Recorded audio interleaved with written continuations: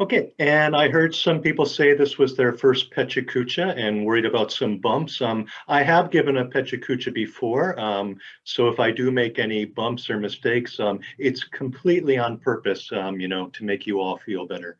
So let me jump in. Again, a little strange title here, Energize Your English Classes with Humor Competency Training. And I'll explain this a lot if it's not clear. Okay, this is just the title slide, not timed, but let me jump into the presentation now. So I'll begin. Okay, so this may seem like a simple question, why humor in language teaching? I would like to just say why not, because I have so many reasons, but humor, of course, has so many benefits in any kind of education.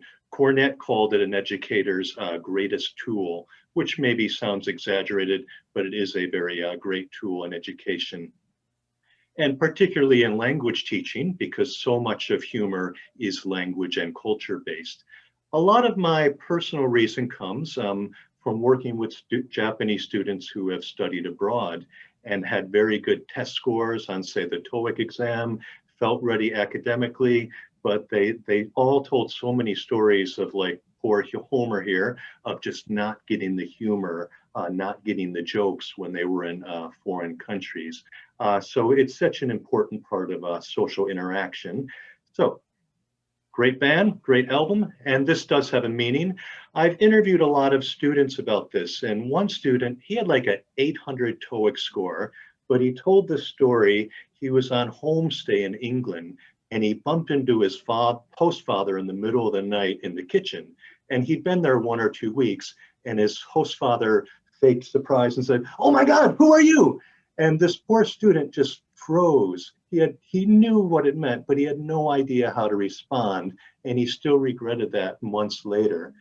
So my hope as a language teacher, as connecting my students to foreign languages and culture, humor is such a great bonding tool. So I do hope when my students interact in English, they can get the full advantages of humor because again, it's just so great for bonding, social interaction. So this is what we're going for.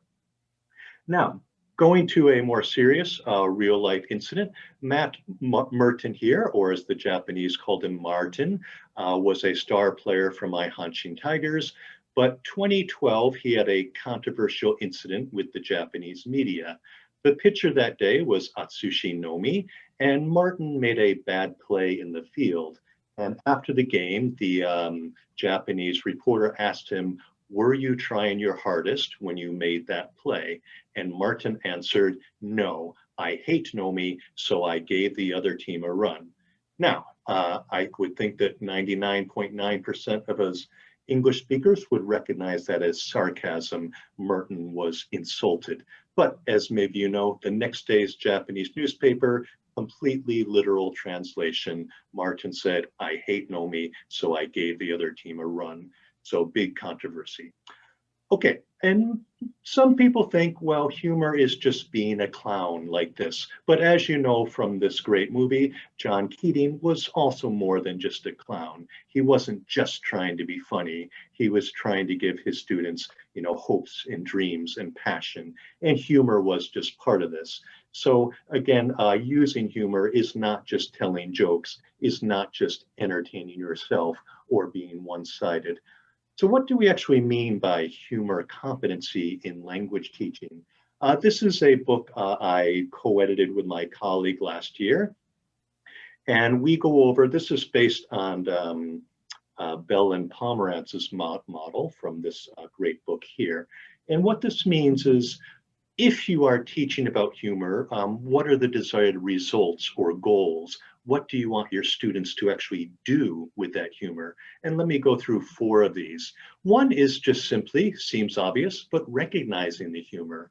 So the Japanese reporter perhaps did not even recognize that, of course, Martin was being sarcastic, which is a very normal type of humor or criticism in Western societies. But first, we just need to know that someone is joking, that someone is a joke. And of course, that's not as easy as it sounds. The next step would then be comprehending that humor. okay, what does the joke actually mean? So Martin said, I hate Nomi, so I helped the other team. Of course, his literal meaning is, of course, I was trying my hardest. That's very insulting. And again, that's not a joke, but he tried to use humor to deflate it, but of course it did not work. So after recognizing, we then want to comprehend and get. And then of course we need to respond or react. Now I just like this picture, but this doesn't have to mean a comeback or a zinger. It can just mean laughing together. It can just mean saying that's funny, because again, humor is not just making fun of another person, it's a bonding tool. So think of another case of irony. In England, the national greeting, lovely weather we're having, isn't it? Your role is to say, yeah, just lovely, and play along. Now, producing humor also does not mean we're trying to make our students to be stand-up comedians. They can just make interesting dialogues, not just humor, but also language play, which Guy Cook promoted. So humor is just a wonderful way to be creative in the classroom and enjoy the language education more. So maybe the most difficult step, but possible. Let me show you now two examples of what we do. One is using English satirical news, which is fake funny news like The Onion in the US. The Rising Wasabi was a great satirical site here in Japan, but it is in English and it's confused many of my Japanese friends. They're not familiar with this type of humor, this fake news. It's not so common in Japan. So how can we train learners to better understand? Let's take a test now. Don't shout out the answers. We have limited time, but 3 of these news items are fake satirical news, and the other 3 are true, but they're a little strange or funny items. So take the test quickly. Can you spot the 3 satirical items? And you don't need to answer with audio, just in your head. Should be easy. Okay, did you get a perfect score? Of course they were. Breaking news, husband cooks for wife. That's from The Rising Wasabi. Study reveals babies are stupid. That's from The Onion. And the video game character, also from The Onion. Now let's think very, very quickly. Are there any strategies or hints that we could give to our learners to think, to recognize without the source when something is just fake news? This is when fun collaboration in the classroom comes out.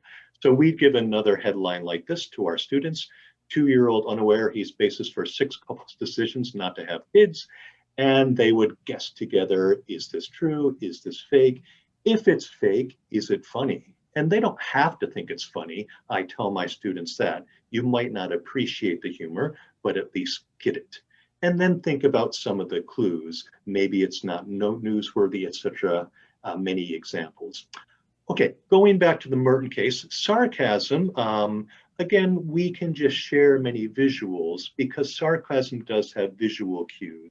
So many resources online, but if you're brave and funny, like my research partner here, you can make your own pictures because they know you more.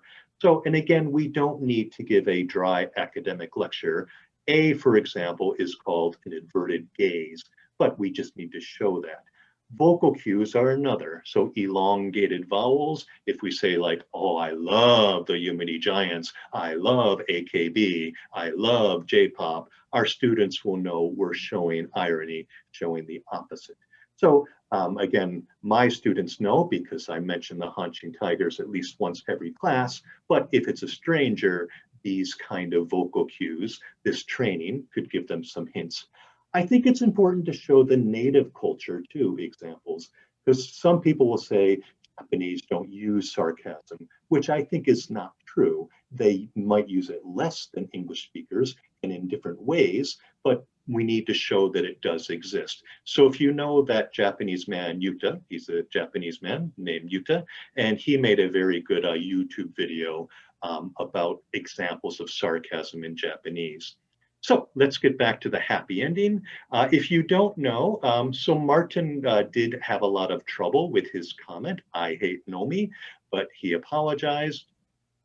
And later that season, him and Nomi were the heroes of the game. So in the post-game interview, he said, Nomi-san aishiteru, I love Nomi, and gave him a hug. And in the end, this is my goal. Well, not for my students to hug each other, but to have a better understanding of English humor to help with their language development and social interaction in English. So thank you for listening, and there's my email address there if anyone has any questions other than today's questions.